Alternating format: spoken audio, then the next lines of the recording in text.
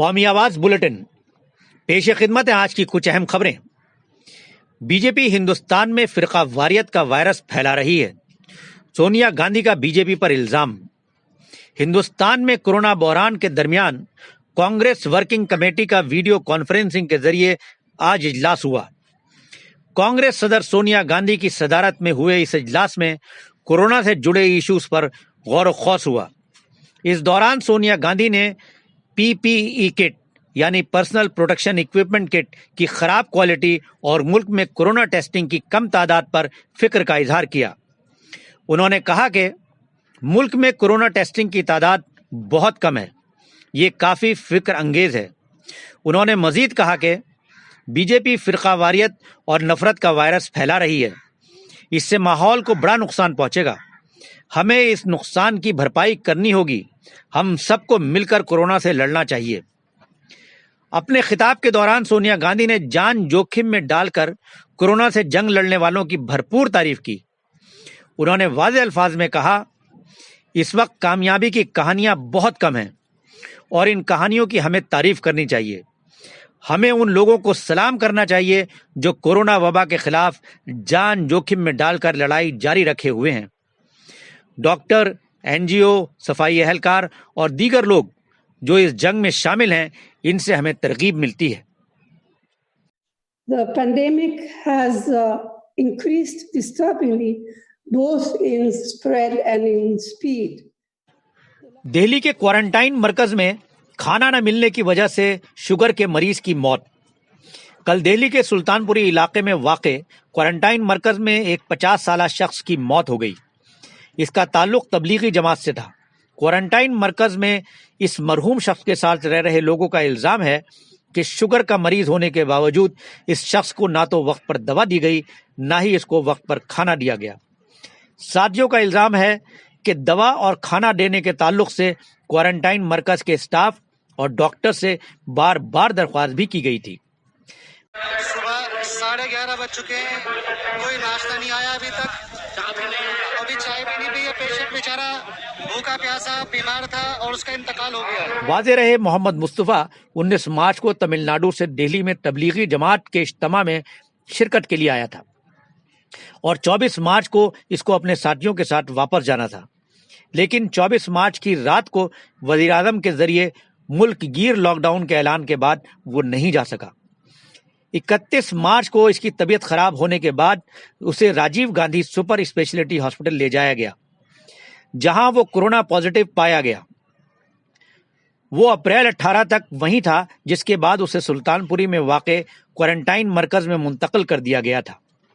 روتی بلکتی مصطفیٰ کی اہلیہ کا کہنا تھا، مصطفیٰ ڈاکٹر سے شوگر کی دوا اور وقت پر کھانے کی گزارش کرتا رہا، لیکن کسی نے اس کی نہیں سنی۔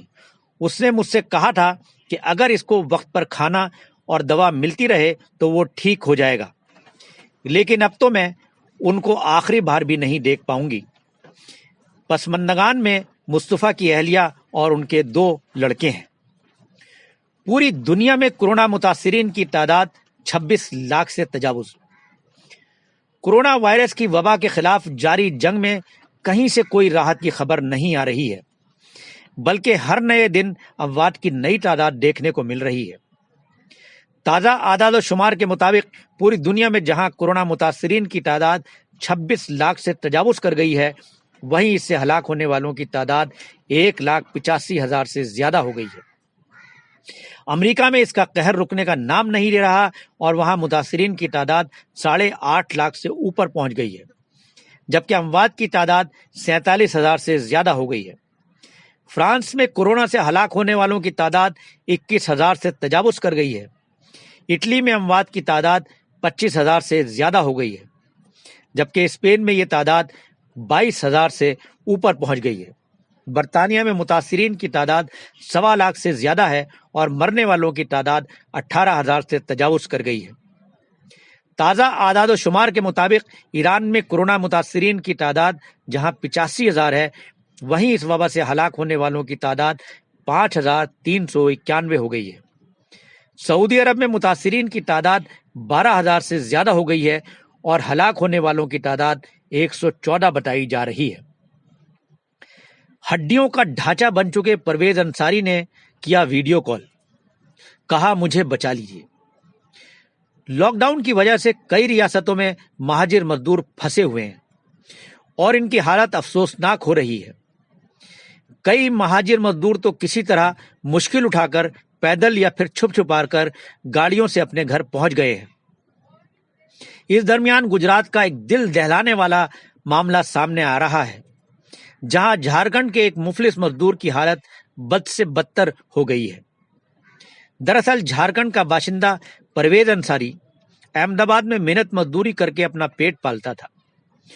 لاک ڈاؤن کی وجہ سے وہ اپنے گھر نہیں لوٹ سکا اور اس درمیان اس کی طبیعت انتہائی خراب ہو گئی. گھر والے اس بات سے پریشان تھے کہ پرویز انصاری کی کوئی خبر نہیں مل رہی. اسی درمیان ایک دن پرویز انصاری نے کسی طرح اپنے گھر والوں کو ویڈیو کال کیا اور پھر اہل خانہ نے جو حالت پرویز کی دیکھی تو ان کی آنکھوں سے آنسو روا ہو گئے. انگریزی روزنامہ انڈین ایکسپریس میں رپورٹ شائع ہوئی ہے جس میں بتایا گیا ہے کہ 19 سالہ پرویز انصاری نے گزشتہ اتوار کی صبح بخار اور کھانسی سے بے حال ہو کر گھر والوں کو ویڈیو کال کی تھی. گھر کے لوگ اس کی حالت دیکھ کر پریشان ہو گئے. پرویز کا وزن آدھا ہو گیا ہے, وہ ہڈیوں کا ڈھانچہ نظر آ رہا ہے, ٹھیک سے بات بھی نہیں کر پا رہا ہے اور بار بار یہی کہہ رہا تھا کہ میری حالت بہت خراب ہے, مجھے بچا لیجیے. قومی آواز کے قارئین اپنے اوپر انگلی اٹھانے کا کسی کو کوئی موقع نہیں دیں گے.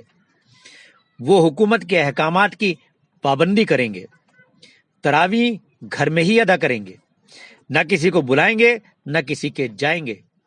شکریہ.